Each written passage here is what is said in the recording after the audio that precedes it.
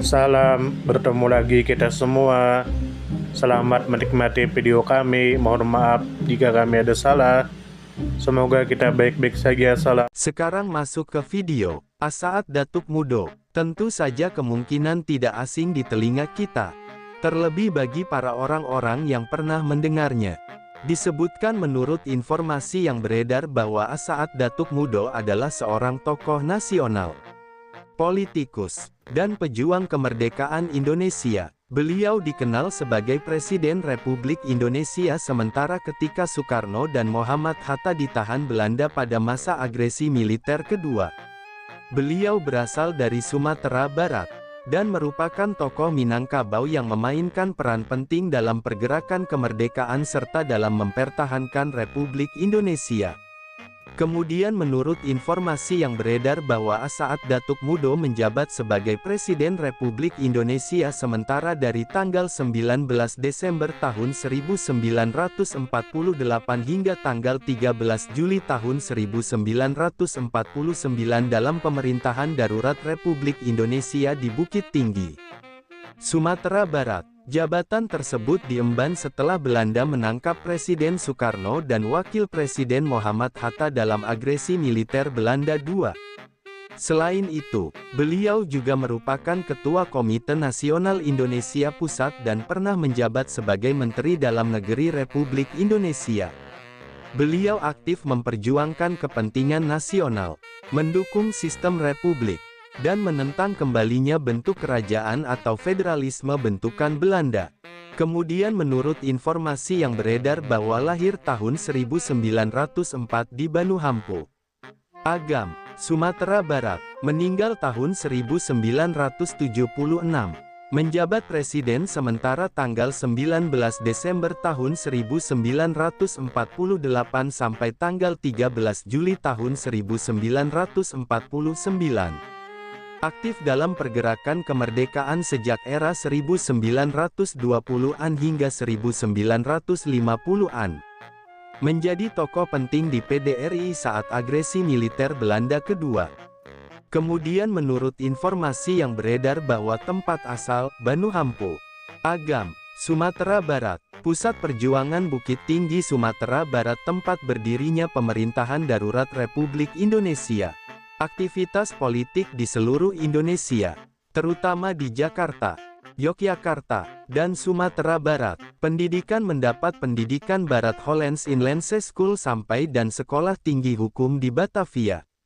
Kemudian menurut informasi yang beredar bahwa Asaat Datuk Mudo berjuang karena didorong oleh semangat nasionalisme dan keinginan untuk melindungi eksistensi Republik Indonesia dari ancaman kolonialisme Belanda yang berupaya kembali menguasai Indonesia pasca proklamasi. Beliau juga dikenal mempertahankan prinsip republik, menolak bentuk negara federal buatan Belanda Republik Indonesia Serikat, dan memperjuangkan kedaulatan rakyat. Kemudian menurut informasi yang beredar bahwa Asaat Datuk Mudo berjuang melalui jalur diplomasi dan organisasi politik, seperti terlibat dalam Komite Nasional Indonesia Pusat serta organisasi pemuda dan Islam.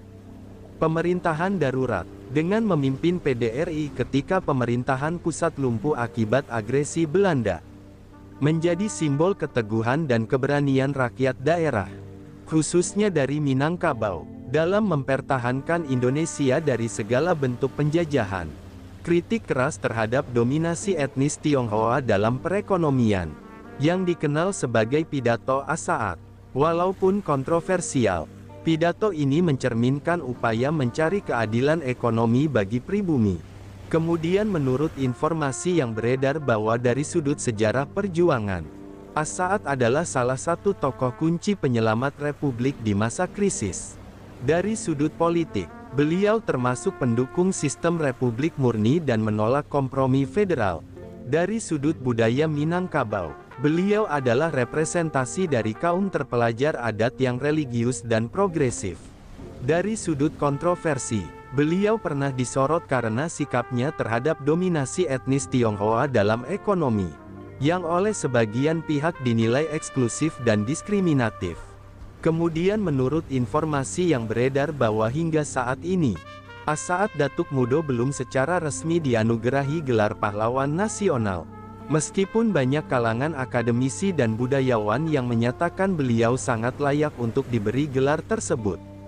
Kemudian menurut informasi yang beredar bahwa As-Saad gelar Datuk Mudo lahir pada tanggal 18 September tahun 1904 dan wafat pada tanggal 16 Juni tahun 1976. Merupakan seorang politikus dan pejuang kemerdekaan Republik Indonesia yang dikenal atas perannya sebagai penjabat Presiden Republik Indonesia pada masa Republik Indonesia Serikat. Beliau menjabat pada periode tanggal 27 Desember tahun 1949 hingga tanggal 15 Agustus tahun 1950. Menggantikan posisi Presiden Soekarno dalam struktur negara federal yang berkedudukan di Yogyakarta. Pelantikan As-Saad gelar Datuk Mudo dilakukan langsung oleh Soekarno selaku Presiden Republik Indonesia Serikat. Selain itu, As-Saad gelar Datuk Mudo juga pernah menjabat sebagai Menteri Dalam Negeri Republik Indonesia. Riwayat pendidikan As-Saad gelar Datuk Mudo dimulai dari perguruan Adabiah dan Mirwit Gebreit Lager Onderwijs setingkat sekolah menengah pertama di Kota Padang. Kemudian beliau sempat melanjutkan ke School tot Opleiding van Inlandse Artsen Sekolah Pendidikan Dr. Bumi Putera di Batavia sekarang Jakarta. Namun mengundurkan diri karena merasa kurang cocok menjadi dokter. Beliau lalu melanjutkan pendidikan ke Algemeen Middelbare School Sekolah Menengah Atas dan kemudian masuk ke Rekatoge School te Batavia Sekolah Tinggi Hukum di Batavia. Sebagai mahasiswa, As-Saad gelar Datuk Mudo mulai aktif dalam gerakan kebangsaan.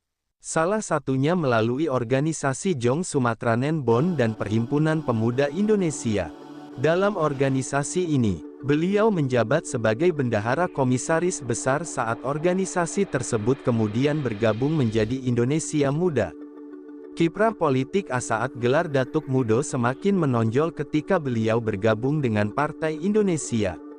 Bersama tokoh-tokoh seperti Adenan Kapaugani, Adam Malik, dan Amir Syarifuddin, aktivitas beliau dalam pergerakan nasional menyebabkan pihak Belanda menghalangi kelulusannya meskipun telah mengikuti ujian akhir beberapa kali.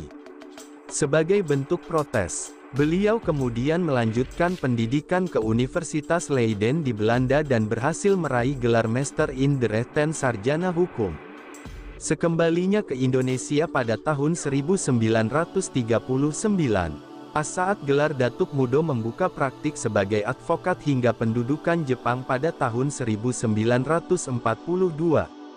Di masa pemerintahan pendudukan Jepang, beliau diangkat menjadi camat Gambir dan kemudian Wedana Mangga Besar di Jakarta. Pada masa Revolusi Nasional Indonesia, Komite Nasional Indonesia Pusat bersama Badan Pekerja beberapa kali harus berpindah tempat karena kondisi keamanan. Awalnya berkedudukan di Jakarta, lalu dipindahkan ke Yogyakarta, dan kemudian ke Purworejo sebelum kembali lagi ke Yogyakarta. Badan Pekerja Kenip dibentuk pada tanggal 16 Oktober tahun 1945 dengan Ketua Sutan Sejahrir dan Sekretaris Supeno. Setelah Sutan Sejahrir menjadi Perdana Menteri Republik Indonesia pada tanggal 14 November tahun 1945. Kepemimpinan Kenip dilanjutkan oleh Supeno, dan kemudian oleh As-Saad gelar Datuk Mudo pada tahun 1948. Pada periode 1948 sampai 1949, As-Saad gelar Datuk Mudo menjabat sebagai Ketua Badan Pekerja Komite Nasional Indonesia Pusat hingga akhirnya Kenip dibubarkan. Setelah pengakuan kedaulatan Indonesia melalui konferensi meja bundar pada tanggal 27 Desember tahun 1949, beliau diamanatkan sebagai penjabat Presiden Republik Indonesia hingga masa Republik Indonesia Serikat berakhir pada tanggal 15 Agustus tahun 1950. Selama menjabat sebagai Presiden, As-Saad gelar Datuk Mudo menandatangani Statuta Pendirian Universitas Gadjah Mada di Yogyakarta.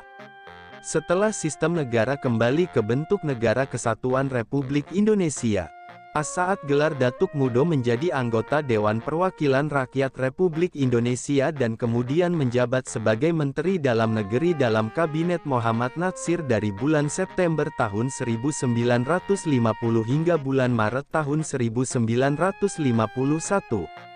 Pada tahun 1955, beliau menjadi formatur kabinet bersama Sukiman Wiryosanjoyo dan Wilopo dengan misi mencalonkan Muhammad Hatta sebagai Perdana Menteri. Namun upaya tersebut tidak berhasil karena ditolak oleh parlemen. Ketika Presiden Soekarno menerapkan sistem demokrasi terpimpin, saat gelar Datuk Mudo mengambil posisi yang menentang sistem tersebut.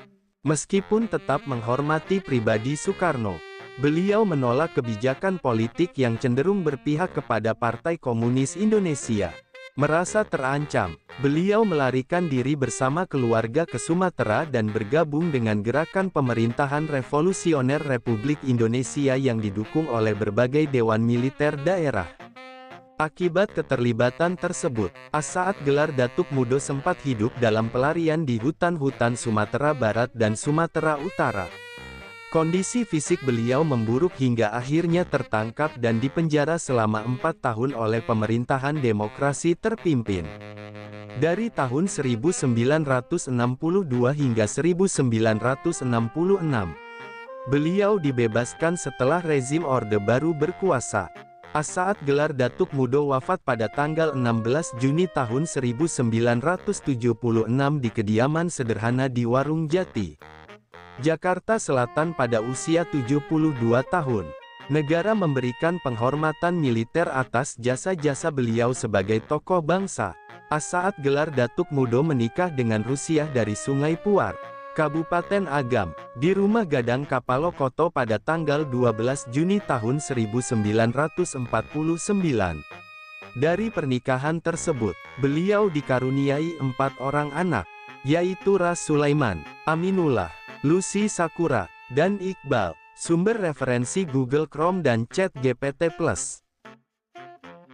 Di balik kemajuan suatu bangsa, tentu kita tahu akan ada selalu sosok-sosok yang memberikan pengaruh besar, meski sering tak terlihat.